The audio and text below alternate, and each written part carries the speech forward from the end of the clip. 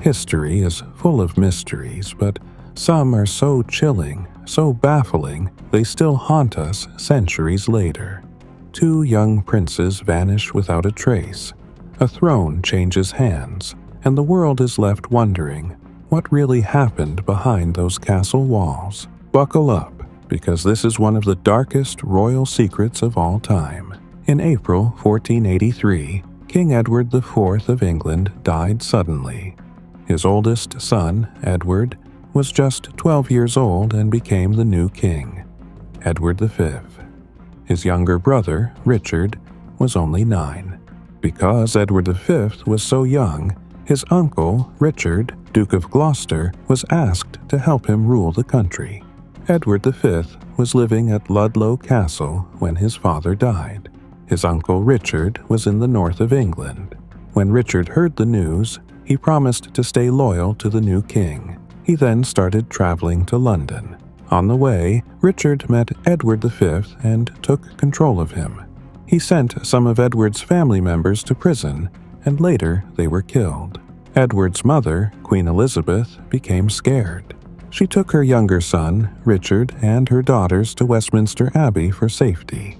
Edward V was brought to the Tower of London, which was a normal place for kings to stay before their coronation. Later, his younger brother joined him there. But soon, Edward's coronation was delayed. Then, Richard, the boy's uncle, said they could not be king because their parents' marriage was not legal.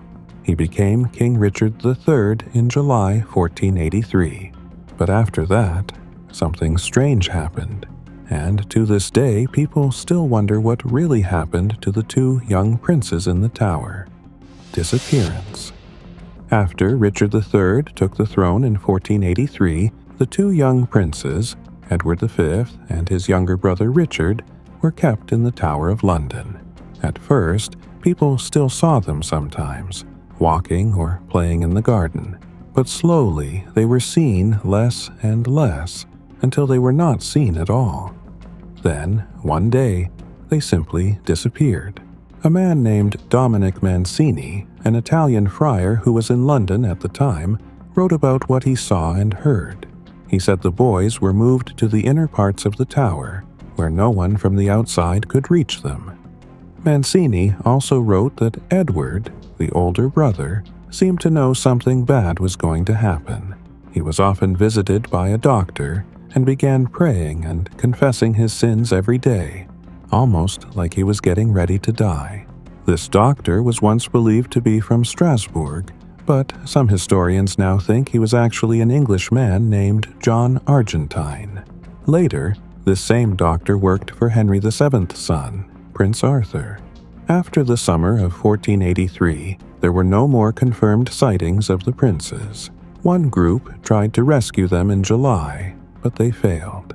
The boys were never seen again after that, and soon whispers of their disappearance turned into a chilling mystery that spread like wildfire. Rumors. Soon after the boys vanished, rumors began to spread, first in England, then in other countries. Many people believed the princes had been killed, but no one knew for sure who did it or why.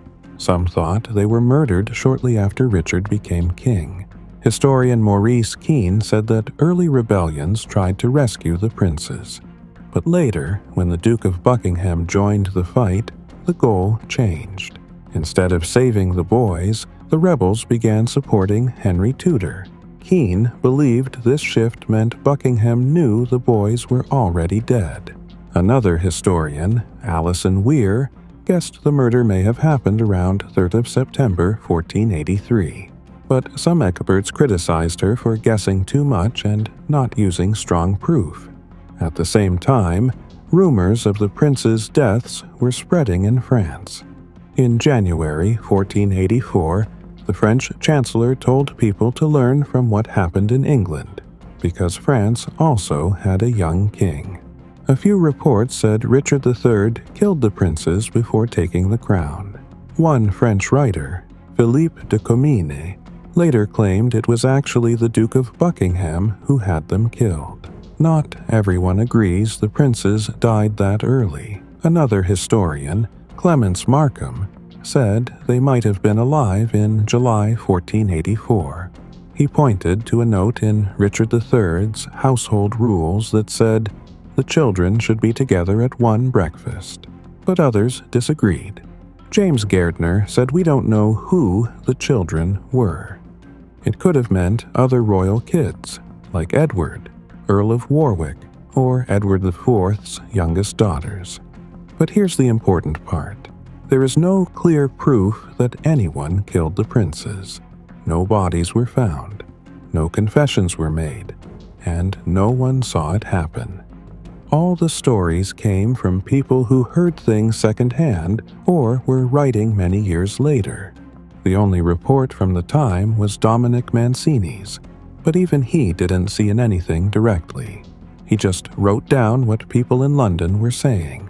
His account was hidden for centuries and was only found in 1934 in a library in France. Most other writings came after Richard III died and Henry VII became king.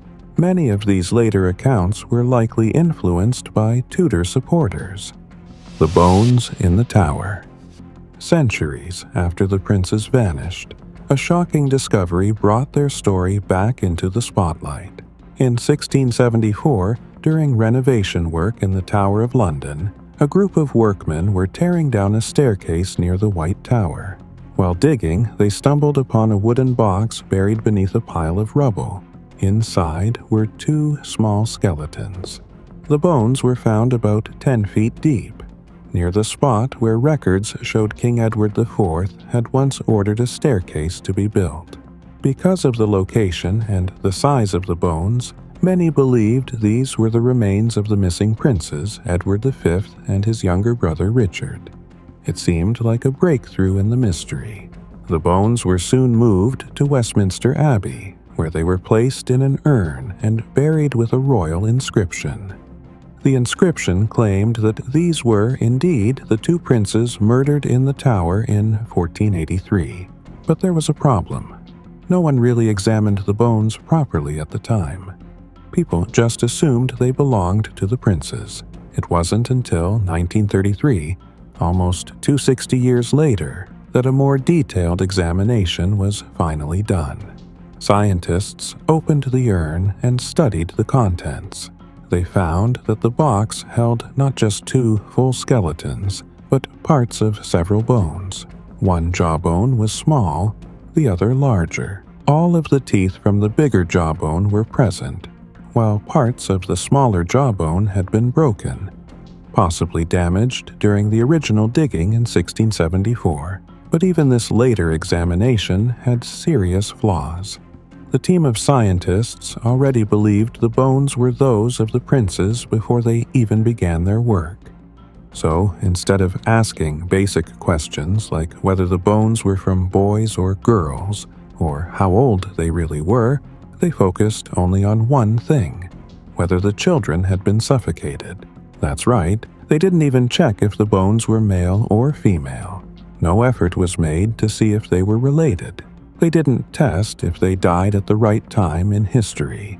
They just assumed the story was true and tried to find evidence of murder. Many historians have criticized the examination. They say it was not objective or scientific enough. It was more like trying to prove a story than trying to uncover the truth. And since that examination in 1933, no other scientific studies have been done on the bones. Modern technology, like DNA testing or carbon dating, could give us better answers today. DNA could tell us if the bones belonged to children of Edward IV. Carbon dating could tell us how old the bones were when they died, and possibly even when they died. But for some reason, these tests have never been allowed. The bones still rest in Westminster Abbey, untouched since that one flawed examination. St. George's Chapel, another clue, buried in stone. Just over a century after the bones in the tower were discovered, yet another mysterious twist emerged, this time at St. George's Chapel in Windsor Castle. In 1789, a group of workmen was carrying out repairs near the tomb of Edward IV and his queen, Elizabeth Woodville. While working, they accidentally broke into a nearby vault. What they found left everyone stunned. 2 small coffins, tucked into a space next to the king and queen's final resting place. The small vault appeared to have been sealed for centuries, and inside were the coffins of 2 unidentified children. No one knew who they were. Oddly enough, no investigation or autopsy was done. Instead, the vault was simply resealed, and the find was quietly noted in records. Now, here's where things get even stranger. The names George, Duke of Bedford, and Mary of York, 2 of Edward IV's children who had died young, were listed on the tomb. George died when he was just 2 years old, and Mary passed away at the age of 14. So, naturally, many assumed the 2 small coffins belonged to them. But that assumption didn't hold up for long. In the early 1800s, more digging was done inside the chapel, this time to build a royal tomb for King George III. And what did they find? 2 more lead coffins, clearly labeled as George Plantagenet and Mary Plantagenet. That's right. The 2 royal children had already been buried somewhere else in the chapel. So then, who were the children buried in the vault next to Edward IV and Elizabeth Woodville? Nobody knew. And strangely, no one bothered to find out. The newly discovered coffins weren't opened or examined, and no attempt was made to figure out whose bones they were. Instead, they were simply left there, unidentified, resting silently in the royal vault. Fast forward to the late 90s, another opportunity came to unlock the mystery.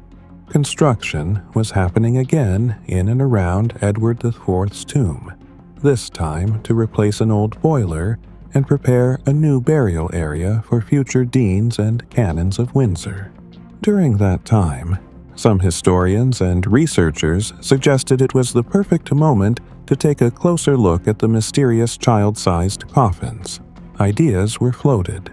Maybe a fiber optic camera could be used to peek inside without disturbing the tombs. Or perhaps experts could re-examine the coffins found during the earlier 19th century excavations, since they were now stored in the adjoining vault. But there was one huge barrier: royal permission. Since royal tombs are protected by law and tradition, only the monarch can authorize such a procedure. And at the time, the idea of disturbing royal burials, especially for the sake of solving a centuries-old mystery, was considered too sensitive. So, once again, the chance to get answers slipped away, and the mystery remained buried. But the public's curiosity never really faded. Then came the moment that reignited interest in the case: the shocking discovery of Richard III's remains in a Leicester car park in 2012. Scientists used modern techniques like carbon dating and DNA testing to confirm the identity of the long-lost king. Suddenly, the idea of solving medieval mysteries with science didn't seem so far-fetched anymore. Modern technology. With Richard III's DNA now on file, experts pointed out something exciting. It would be possible, finally, to determine if any of the mysterious skeletons belonged to his nephews, the lost princes. But again, there was a catch. The Queen, Elizabeth II, had never approved any plan to open the royal tombs or test the bones. So, while science had caught up to the mystery, royal approval had not. Still, hope wasn't completely lost. In 2022, a new wave of speculation and excitement stirred when historian Tracy Borman, a well-known expert and curator of historic royal palaces, revealed that King Charles III might be open to the idea. According to her, Charles had a very different view from his late mother and could potentially support a fresh investigation into the unidentified skeletons. For now, though, the bodies remain untouched. 4 unidentified remains are believed to be potentially linked to this centuries-old mystery. 2 from the Tower of London and 2 from St. George's Chapel. The ones found in the tower were buried in Westminster Abbey, while those in Windsor rest beneath the floor of a sacred chapel. And yet, despite all the advancements in science, despite having Richard III's DNA, despite the knowledge and the tools to solve the puzzle, no authority has allowed any testing to take place. What makes it all the more compelling is that we're not dealing with nameless skeletons anymore. The possibilities are real. These remains might truly belong to the lost princes. With DNA from Richard III available, scientists today could match genetic markers and confirm their identity. But even with the pieces of the puzzle in front of us, the doors to the past remain firmly closed. For now. So, what really happened to the princes in the tower? Were they murdered by their power-hungry uncle? Silenced by a rival? Or did they escape and live in secret? Drop your wildest theories in the comments. We're dying to know what you think. And hey, if you're into scary scandals, mysterious disappearances, and the dark side of history, don't forget to like, subscribe, and hit that bell so you never miss another juicy deep dive.